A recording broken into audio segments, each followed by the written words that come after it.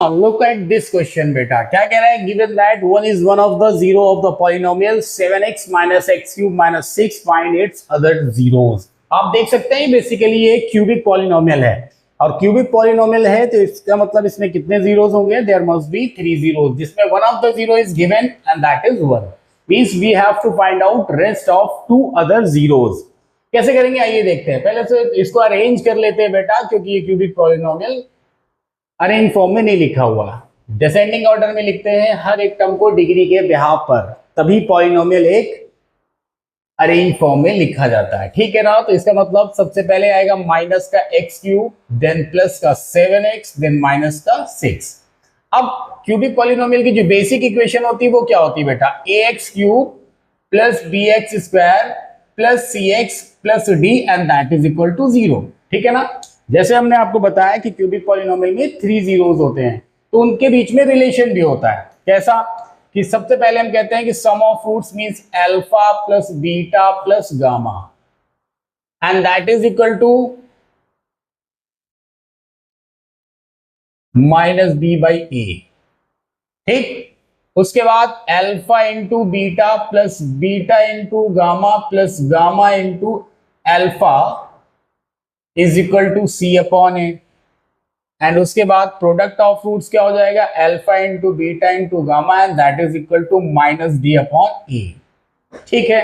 तो पहले जो आपको क्यूबिक पॉलिनोमियल इस क्वेश्चन में दी हुई है, हमने क्या किया? बेसिक इक्वेशन ऑफ पॉलिनोमियल जो क्यूबिक के लिए होती है वो क्या थी? ax cube plus bx square plus cx plus d is equal to 0 से कंपेयर करके हम ABCD की वैल्यूज निकाल लेंगे. जब a की वैल्यू निकालते हैं तो वैल्यू आती है 1. ठीक है ना?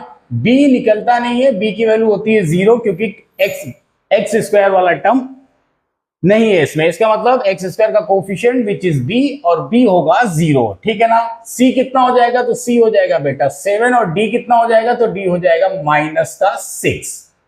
बात समझ में आ रही है? अब इसमें वन ऑफ द रूट्स आपको गिवन है, तो हम ये मान लेते हैं कि जो अल्फा है यही है पहला वाला रूट. बात समझ में आ गई? अगर अल्फा पहला वाला रूट है तो alpha plus beta plus gamma वाले में हम अगर ये वैल्यूज पुट कर दें तो एक इक्वेशन फॉर्म हो जाएगी बेटा. अब आप देखिए क्या करेंगे हम. अल्फा की जगह पर हमने लिख दिया 1 और बीटा प्लस गामा क्या है? माइनस बी अपॉन ए. अब देखिए 0, बी क्या है? 0, तो 0 अपॉन ए करेंगे तो ये वैल्यू भी क्या हो जाएगी? 0. तो इससे क्या पता चलेगा? यहाँ पे एक रिलेशन मिल जाएगा beta plus gamma and that is equal to -1. ये एक इक्वेशन मान लो आप. ठीक. अब ये दूसरी इक्वेशन देख लो बेटा, क्या कह रहा है? Alpha beta plus beta gamma plus gamma alpha. अगर यहां पर हम अल्फा की वैल्यूज पुट कर दें तो अल्फा बीटा से सिर्फ बीटा बचेगा, क्योंकि बीटा इंटू 1 बीटा हो जाएगा, और ये हो जाएगा beta into gamma plus gamma into alpha का मतलब अगेन अल्फा की वैल्यू 1 पुट कर दी तो यहां पर गामा आ जाएगा is equal to C upon A. C कितना है? 7 और ए है कितना? -1, तो ये हो जाएगा -7. बात समझ आ गई? अब देखो बेटा, गामा प्लस बीटा की वैल्यू कितनी है? -1. तो इसमें अगर हम वैल्यू पुट कर दें इस बीटा और इस गामा की सम की जगह पर -1 पुट कर दें तो क्या आ जाएगा? Beta gamma is equal to -7. So beta gamma is equal to क्या आ जाएगा? ये उधर ट्रांसफर हो जाएगा तो ये हो जाएगा -6. ठीक है ना? यहां से हम क्या कर सकते हैं? गामा की वैल्यू निकाल सकते हैं इन टर्म ऑफ बीटा. कितनी आ जाएगी बेटा? This would be -6 by beta. अब ये वैल्यू क्या करेंगे? इस वैल्यू को हम पुट कर सकते हैं किसमें? इस वैल्यू को पुट कर देते हैं हम इस फर्स्ट इक्वेशन में. क्या थी ये फर्स्ट इक्वेशन? फर्स्ट इक्वेशन थी beta plus gamma and that is equal to -1. ठीक है ना? यहां पर हमने गामा की वैल्यू पुट कर दी. तो beta plus -6 by beta and that is equal to -1. LCM यहां पर क्या हो जाएगा? एलसीएम यहां पर बीटा आ जाएगा, ऊपर क्या आएगा? Beta square -6 and that is equal to -1. ठीक है ना?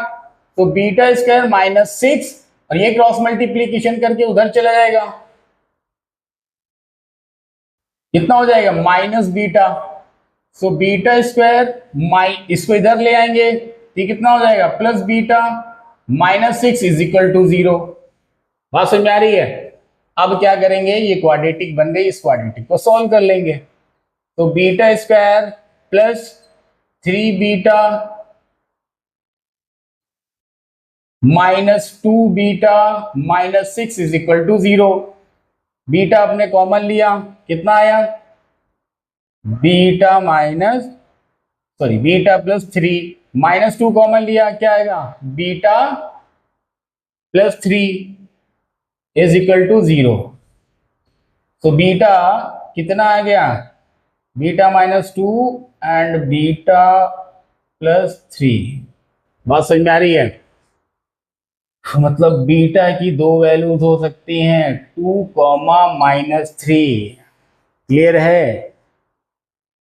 अगर बीटा को हमने कितना लिया, 2 लिया, मेरी बात समझिएगा, अगर हमने बीटा को 2 लिया तो यहां पर पुट करके अल्फा गामा की वैल्यू निकाल सकते हैं। बीटा को 2 लिया तो 2 plus gamma is equal to -1, तो गामा इज इक्वल टू कितना हो जाएगा, -3 आ जाएगा। लेकिन अगर बीटा की वैल्यू -3 लेते तो कितना हो जाता, -3 plus gamma is equal to -1।